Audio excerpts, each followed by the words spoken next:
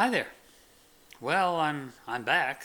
I'm not quite sure for how long, but things have been very busy around here, so I haven't really had an opportunity to make a video in quite some time. I did get a few comments from people wondering what had become of me.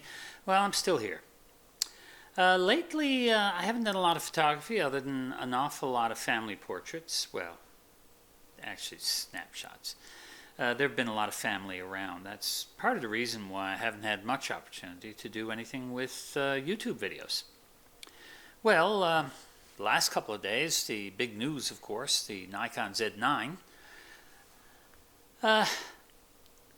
All I have to say about things like that is whenever a company comes up with something that advances technology, I think it benefits all of us. I mean, when the first company decided to put phase detect autofocus on the sensor, I'm not sure who it was. I know that I think Nikon did it with that original Nikon 1 series of 1-inch censored mirrorless cameras. I don't know if they were the first or not, but they did a lot of work on it then. Then Canon, of course, one-upped everybody with the dual pixel autofocus. Then Sony came up with lots of ways of making their phase detect autofocus actually identify faces and eyes better than anybody had managed before, and so on and so on. Not just autofocus, general speed and so on. Now, does every camera company have their downfalls? Yes. Canon still seems to have a problem with video overheating. Panasonic is still trying to get the bugs out of their depth through defocus to try and make it really compete with phase detect systems. Sony has a multitude of models because they keep cranking out a new model because they've basically come up with a new idea, which is not a bad thing, but it does get a little confusing after a while. We have Nikon that was kind of struggling to keep up for a while, but now with the Z9 seems to have leaped out in front.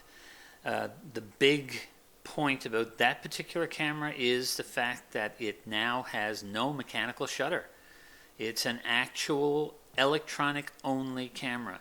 And that mechanical shutter, it's set in an awful lot of limitations.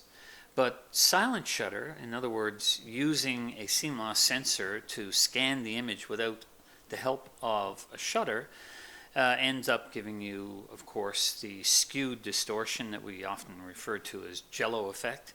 And it was very nasty around certain types of lighting that had a frequency, such as many LED lights and fluorescent lights, causing banding in the image.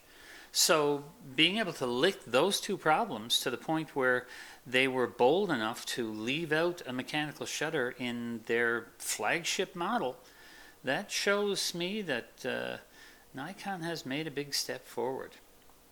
I think it was Ted Forbes that referred to it as the first truly solid-state camera. Anyhow, enough raving about Nikon, because I'm sure that there will be lots of ranting about Nikon over the next few days. Guys, get over your negativity, please. Let's not be trolls.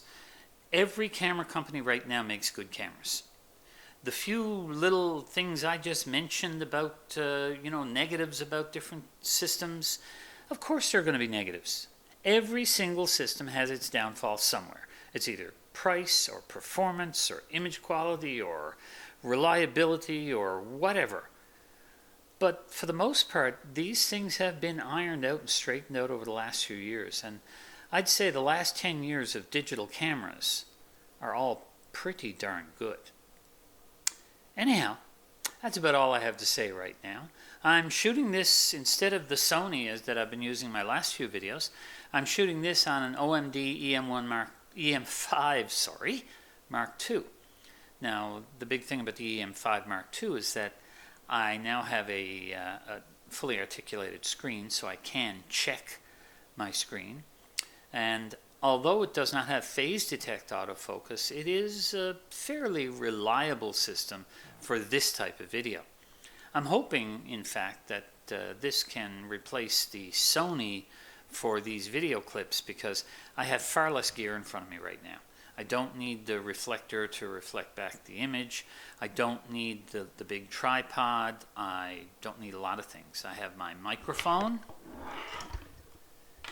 and I have a small Manfrotto tripod, and a very small one, and that's it. That's all I need. The lens on the camera is the Pro model. It's the 12 to 40 f2.8, and as I said, this is a test on my part, so I'm hoping that this video looks good enough that I won't have to dig out the Sony every time, because the Sony, I can see that moving into a slightly different line for me. Anyhow, folks, enough said.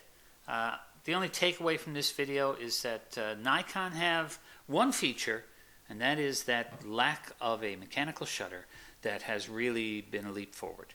And it'll be interesting to see how other companies are going to respond and when it's going to come to all of us.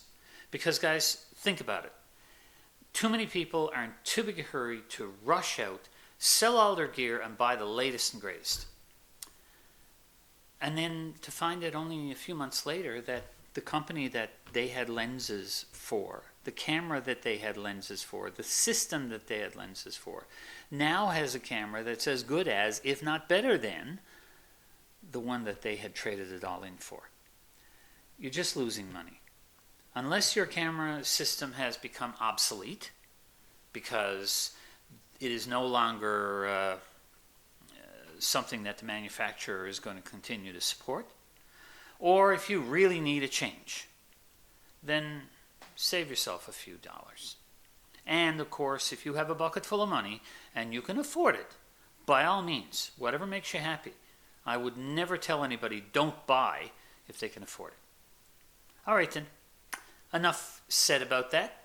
I hope you enjoyed this video. If you did, please give me a like. If you want to see more of my videos, then subscribe to my channel. And if you think anybody can get anything useful from this particular video, then by all means share it. Bye for now.